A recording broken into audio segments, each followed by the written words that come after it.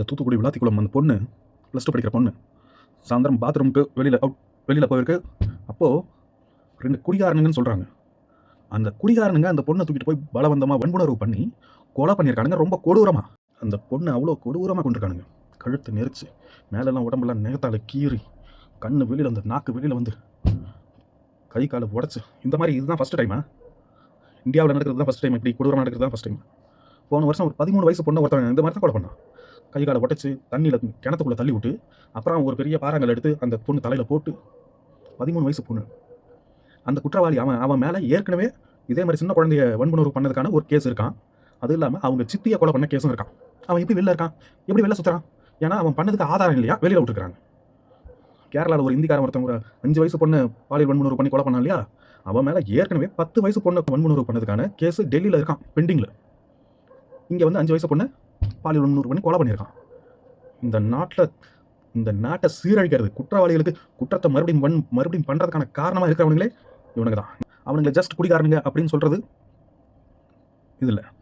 Just குடிகாரனுங்க அப்படி ஒன்று அவனுங்க ஏற்கனவே குற்ற பின்னணி இருக்கிற ஆளுங்களாக இருக்கணும். கண்டிப்பாக ஜாமீனில் வந்திருக்கலாம். இல்லைன்னா சரித்திர பதிவேடு குற்றவாளி அப்படின்னு சொல்லக்கூடிய இந்த நிறைய குற்றங்கள் இருக்கிற வழக்குகள் இருக்கிற அவனுங்களா இருக்கிறதுக்கு அதிகமான வாய்ப்பு இருக்குது. ஏன்னா மதுராந்தகம் ஒரு 14 வயசு பொண்ணை தூக்கிட்டு போய் 2 பேர் பாலியல் வன்முறை பண்ணாங்க, கூட்டு பாலியல் வன்முறை பண்ணாங்க இல்லையா, அந்த அவனுங்களும் சரித்திர பதிவேடு குற்றவாளிகள் 2 பேர். அதாவது ஏற்கனவே 15-20 வழக்கு இருக்குது அவனுக்கு மேலே. அதே மாதிரி இவங்களுக்கும் கண்டிப்பாக குற்ற வழக்கு இல்லாத ஆளாக இருக்கவே முடியாது. சாதாரணமாக ஒரு குடிகாரன் ஒரு தப்பு பண்ணுறான் அப்படின்னா ரொம்ப ரேர்னா குடிச்சிட்டு போய்ட்டு தப்பு பண்ணுற கேஸ் வந்து குற்ற பின்னணி இல்லாமல் திடீர்னு குடிகாரம் பண்ணுற குற்ற வழக்குகள் கம்மி தான். ஆனால் குற்ற வழக்குகள் அதிகமாக இருக்கிறவங்க, ஜாமீனில் வரவனுங்க, குற்ற வழக்கு பின்னணி 15 வழக்கு 20 வழக்கு 30 வழக்கு இருக்கிறவனுங்க, அதாவது கொலை பாலியல் வன்முணர்வு, ஃபோக்ஸோ, செயின் பறிப்பு, இந்த மாதிரி பேக்ரவுண்டு குற்ற வழக்குகள் அதிகமாக இருக்கிறவங்க வந்து சரித்திர பதிவேடு குற்றவாளின்னு சொல்லுவாங்க. அவங்க வந்து வெளியில் தான் விட்டு வச்சிருப்பாங்க. இப்போ இவங்களை வந்து கண்காணிக்கிறதுக்கு இந்த கோர்ட் வந்து ஒரு 10 போலீஸ்காரங்களை வந்து டிப்யூட் பண்ணும். அந்த 10 போலீஸ்காரங்களுக்கு என்ன வேலைன்னா இந்த சரித்திர பதிவேடு குற்றவாளிகளுக்கு பின்னாடியே சுற்றிட்டு இருக்கணும். ஏன்னா அதுக்கு தான் மக்கள் வந்து வேலை செஞ்சு வரி பணத்தை சம்பளமாக கொடுக்குறாங்க. குற்றவாளி வந்து ஜாலியாக வெளில சுற்றுவான், குற்றம் பண்ணிகிட்டே சுற்றுவான். அவங்களுக்கு பின்னாடி சுற்றுறதுக்கு போலீஸ்காரங்களை ஒரு டீமை நிர்ணயம் பண்ணுவாங்க. இது கோர்ட்டு பண்ணும். அப்புறம் நீ குற்றம் எல்லா ஆதாரமும் திரட்டி கஷ்டப்பட்டு போலீஸ்காரங்க காடு மேடு சாக்கடை சுடுகாடு எல்லா இடத்துலையும் அலைஞ்சு திரிஞ்சு குடும்பத்தை விட்டு டே அண்ட் நைட் அலைஞ்சு தெரிஞ்சு என்னதான் எல்லா ஆதாரத்தையும் கொண்டு போய் கொடுத்து கோர்ட்டில் கொடுத்த குற்றத்தை நிரூபித்தாலும் 3 நாள் 3 மாதம் 2 மாதம் 1 மாதத்தில் ஜாமீனில் வெளில வந்துடுவாங்க. அப்புறம் எதுக்கு அவனை பிடிக்கணும்? அப்படி இல்லைன்னா ஏதாவது ஒரு இது மிஸ் ஆகுது அப்படின்னா அவனை அந்த வழக்கு பெண்டிங்லேயே தான் இருக்கும். அவன் எந்த ஒரு எவிடன்ஸும் இல்லை அப்படின்றதுனால அவன் மறுபடியும் குற்றம் பண்ணிகிட்டே இருப்பான். இப்போ இந்த போலீஸ்காரங்க அவன் பண்ண மொதல் குற்றத்தில் இருந்து 2வது குற்றம் எல்லாத்துக்கும் ஒவ்வொன்றா எவிடன்ஸ் எப்படி பிடிக்கிறது, எவிடன்ஸ் எப்படி எடுக்கிறது. ஆனால் அவனேவும் சொல்லுவான் நான் தான் இதை பண்ணேன் அப்படின்னு கோர்ட்லேயே அவனேவும் சொல்லுவான்.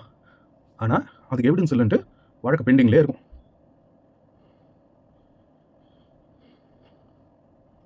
அவங்களுக்கு வந்து சரித்திர பதிவேடு குற்றவாளி டிகிரி சர்டிஃபிகேட் கொடுத்து வெளியிலே சுத்த விட்டுருப்பாங்க. இந்த பொண்ணு +2 பொண்ணு விளாத்திக்குளம்ல 10ஆவதுல 454 மார்க். அவ்வளோ நல்லா படிக்கிற பொண்ணு. இந்த ஒரு குற்றவாளியாக இருந்தாலும் ஜாமீன் கொடுத்து வெளிலன்றது வழக்கு ஆதாரம் இல்லை, ஆதாரத்தை கொண்டு வா அப்படின்னு வெளியே விட்டுட்டு இருக்கிறதுனால போலீஸ்காரங்க அடுத்து அவங்களுக்கு என்ன பண்ணுவாங்க, என்ன பண்ண முடியும் அவங்களால? ஒவ்வொரு போலீஸ்காரரும் நீங்கள் எல்லாரும் போலீஸ்காரங்களை வந்து கண்ணம்னு பேசிகிட்டு இருக்கீங்களே, கண்ணம்னு சட்ட ஒழுங்கு சரியில்லாத போலீஸ்காரங்க தான் காரணம்னு சொல்லிட்டு இருக்கீங்களே. நீங்கள் பர்சனலாக ஒரு குற்றவாளி பிடிக்கிறீங்க, அவனை கொண்டு போய் கோர்ட்டில் ஒப்படைக்கிறீங்க. அங்கே ஜட்ஜ் வந்து இதுக்கு ஆதாரம் இல்லை அப்படின்ட்டு அவனை வழக்கு பெண்டிங்கில் வச்சு வெளில அனுப்பிடுறாரு. மறுபடியும் அதே குற்றவாளி மறுபடியும் ஒரு குற்றம் பண்ணுறான். நீங்கள் போய்ட்டு பிடிக்கிறீங்க, மறுபடியும் கொண்டு போய் கொடுக்குறீங்க. இதுக்கும் ஆதாரம் இல்லை, இந்த பேப்பரில் அந்த பேப்பர்லன்னு திருப்பி அமைச்சிடுறாங்க. நீங்கள் ஆதாரத்தோடு போய் பிடிச்சி எல்லா டீட்டெயிலும் கரெக்டாக எடுத்துகிட்டு போய் அதே குற்றவாளியை மறுபடியும் கோர்ட்டில் கொடுக்குறீங்க. அவன் ஒரு மாதத்தில் ஜாமீனில் வெளில வந்துடுறான். அப்போ உன் மனநிலை என்ன? நீ என்ன நினைப்ப சொல்லு? நீ நிறைவாக ஃபீல் பண்ணுவியா? நீ எவ்வளோ தான் கஷ்டப்பட்டு வேலை செஞ்சாலும் அதுக்கான ரிசல்ட் இல்லை. ஒவ்வொரு போலீஸ்காரனும் தேக பயிற்சி, ஓட்ட பயிற்சி, கயிறில் ஏறி எக்ஸாம் எழுதி மெடிக்கல் டெஸ்ட், கண்ணு டெஸ்ட், எல்லா டெஸ்ட்டும் எடுத்து எதுக்காக வரான்? போலீஸில் எதுக்காக சேர்றான்? இந்த நாட்டில் குற்றவாளிகளை பிடிக்கணும், நம்ம வந்து நாட்டுக்கு மக்களுக்கு சேவை செய்யணும். 99.90% 99% போலீஸ்காரங்க எல்லாருமே நம்ம ஒரு கெத்தா மக்களுக்கு நல்லது செய்யணும் தான் வராங்க.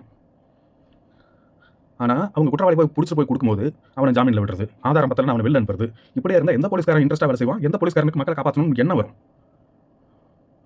போலீஸ்காரன் லஞ்சம் வாங்குறான்னு சொல்கிறீங்கல்ல, போலீஸ்காரனுக்கு குற்றவாளி எவனே ஒருத்தன் அரெஸ்ட் பண்ணி கூட்டு வரான், ஸ்டேஷனில் வச்சுருக்கான், அவனுக்கு சாப்பாடு வாங்கி கொடுக்குறது, அவனுக்கு டீ வாங்கி கொடுக்குறது, கம்ப்ளைண்ட் எழுதுகிற பேப்பர் பேனா இதெல்லாம் காசு எங்கேருந்து வரும்? போலீஸ்காரன் லஞ்சம் வாங்குறான்னு சொல்கிறீங்களே. இந்த ஸ்டேஷனரி திங்ஸு, அங்கே ஆகிற செலவு, ஸ்டேஷனுக்கு எக்ஸ்ட்ரா ஆகிற செலவு, இதுக்கெல்லாம் யார் காசு தருது? கவர்மெண்ட்லேருந்து கரெக்டாக காசு வந்துதா? ட்ரெஷரிலேருந்து காசு வருதா? ஒழுங்காக காசு வருதா? யாராவது பார்த்தீங்களா? கரெக்டாக காசு வருதுங்கிறது பார்த்தீங்களா? போலீஸ்காரன் அவன் கை காசுல இருந்து போட்டு கொடுத்துட்ருக்கான். இல்லை யாராவது ஸ்டேஷனுக்கு வரவங்க கிட்ட என்ன கொஞ்சம் அதிகாரமாக டீ வாங்கிட்டு வாங்க அப்படின்னு கொஞ்சம் அதிகாரமாக கேட்குறான், அவ்வளோதான். என்னைக்கு ஒரு போலீஸ்காரனும் தான் பிடிக்கிற குற்றவாளிக்கு சரியான தண்டனை கிடைக்காம, அந்த தண்டனை கிடைக்காம அந்த குற்றவாளியை எந்த கோர்ட்டோ ஜட்ஜோ அவனுக்கு ஜாமீன் கொடுத்து வெளில அனுப்புகிறானோ, இல்லை ஆதாரம் இல்லை அப்படின்னு சொல்லி நிராகரிக்கிறானோ, வழக்கை வந்து பெண்டிங்கில் போடுறானோ, அந்த ஜட்ஜை செருப்பாலே அடித்தா அன்றைக்கி தான் குற்றங்கள் குறையும். எல்லாத்துக்கும் போலீஸ்காரன் சொல்கிறது, எல்லாத்துக்கும் ஆட்சியில் இருக்கிறவனு சொல்கிறது. மெயினாக தப்பு நடக்கிற இடமே அங்கே. இவங்களை வெளில அனுப்புறவனும், ஜாமீன் கொடுத்து வெளில அனுப்புறவனும், இதுக்கு ஆதாரம் பத்தலை, வழக்கை பெண்டிங்கில் போடுறான், அவன் தான் எல்லா குற்றத்துக்கும் காரணமாக இருக்கிறவன். நீங்கள் ரோட்டில் உட்காந்து மறியல் பண்ணுறதாலையோ, போக்குவரத்துக்கு இடைஞ்சல் பண்ணுறதாலையோ, உண்ணாவிரதம் இருக்கிறதாலையோ எதுவும் நடக்க போகிறதில்ல. எவன் ஒருத்தன் அவன் குற்றவாளிகளுக்கு ஜாமீன் கொடுத்து வெளில அனுப்புறவன், ஆதாரம் பத்தலன்னு வழக்கை பெண்டிங்லேயே போட்டுட்டு இருக்கான் எவனோ, அவனை போய் வெளுன்னு வெளுத்திங்கன்னா அதுக்கு அடுத்தது ஒவ்வொருத்தவனா குற்றம் குறைஞ்சிட்டே இருக்கும். போலீஸ்காரங்க தயவு செஞ்சு அவன் குற்றவாளின்னு தெரிஞ்சா அடித்து கொண்டுருங்க, லாக்கப்லேயே அடித்து கொண்டுருங்க. அதனால் உங்கள் வேலை போனாலும் பரவாயில்ல, நாட்டில் 1000 வேலை இருக்குது, அந்த ஸ்டேஷனில் வந்து ஸ்ட்ரெஸ் ஆகிக்கிட்டு தேவையில்ல, அடித்து கொண்டுருங்க. என்ன பண்ணிட்டு நிற்கும்?